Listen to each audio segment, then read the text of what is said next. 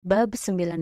Aturan Goldilocks bagaimana tetap termotivasi dalam hidup dan pekerjaan. Pada 1955, Disneyland baru dibuka di Anaheim, California ketika seorang anak 10 tahun datang dan meminta pekerjaan. Kala itu undang-undang tenaga kerja masih longgar dan si anak berusaha mendapatkan pekerjaan sebagai penjual buku panduan seharga $0,5 per eksemplar. Dalam setahun, ia dipindahkan ke toko sulap Disney, tempat ia belajar trik dari karyawan-karyawan yang lebih tua. Ia bereksperimen dengan lelucon dan meragakan sulap sederhana di depan penonton. Tak lama kemudian, ia mendapati bahwa yang disukainya bukan pertunjukan sulap, melainkan melawak secara umum. Ia menetapkan cita-cita menjadi pelawak. Ia masih berusia belasan tahun, mulai tampil di klub-klub kecil di sekitar Los Angeles. Pengunjungnya sedikit dan waktu tampilnya singkat. Ia jarang naik panggung lebih dari 5 menit. Kebanyakan pengunjung terlalu sibuk dengan minuman mereka atau mengobrol ketimbang menyimak pertunjukannya.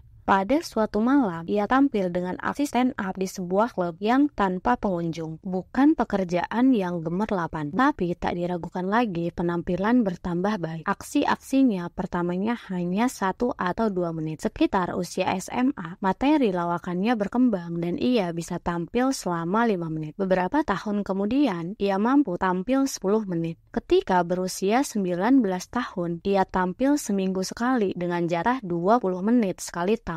Ia sampai harus membaca 3 puisi selama pertunjukan supaya bisa genap 20 menit. Tapi keterampilannya terus meningkat. Ia menghabiskan 10 tahun lagi untuk bereksperimen, melakukan penyesuaian, dan berlatih. Ia mengambil pekerjaan sebagai penulis naskah televisi dan secara bertahap berhasil tampil sendiri dalam talk show. Pada pertengahan 1970-an, ia berhasil tampil sebagai bintang tamu reguler di Tonight Show and Saturday Night Live. Akhirnya, setelah hampir 15 tahun bekerja keras, orang muda ini menjadi terkenal. Ia melewat ke 60 kota besar dalam 63 hari. Lalu 72 kota besar dalam 80 hari. Selanjutnya 85 kota besar dalam 90 hari. Ia mendapat 18,695 penonton dalam suatu pertunjukan di Ohio. Sejumlah 45.000 tiket pernah terjual untuk pertunjukan 3 harinya di New York. Ia berhasil meraih puncak dalam genrenya dan menjadi salah seorang pelawak paling sukses di eranya. Ia bernama Steve Martin.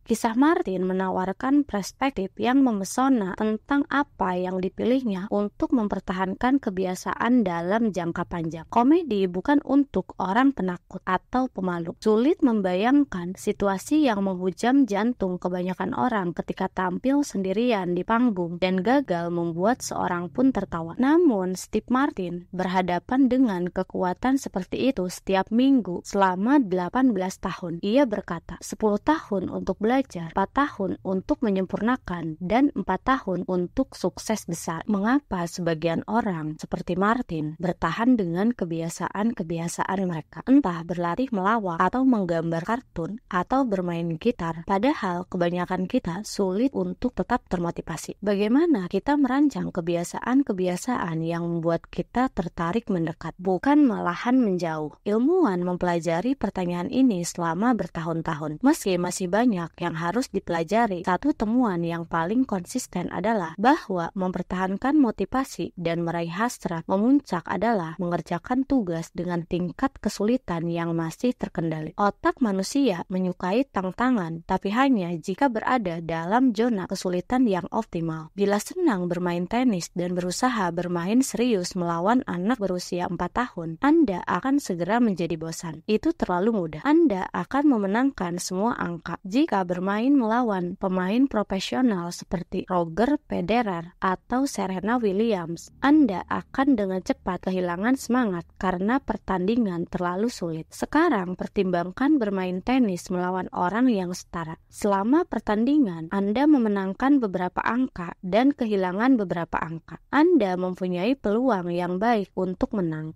Tapi hanya jika Anda sungguh berusaha, fokus Anda menguat, perhatian Anda tak mudah teralihkan, dan Anda mendapati diri tertarik sepenuhnya pada apa yang sedang Anda lakukan. Ini tantangan, tapi dengan tingkat kesulitan yang masih terkendali dan merupakan contoh pertama untuk aturan Goldilocks.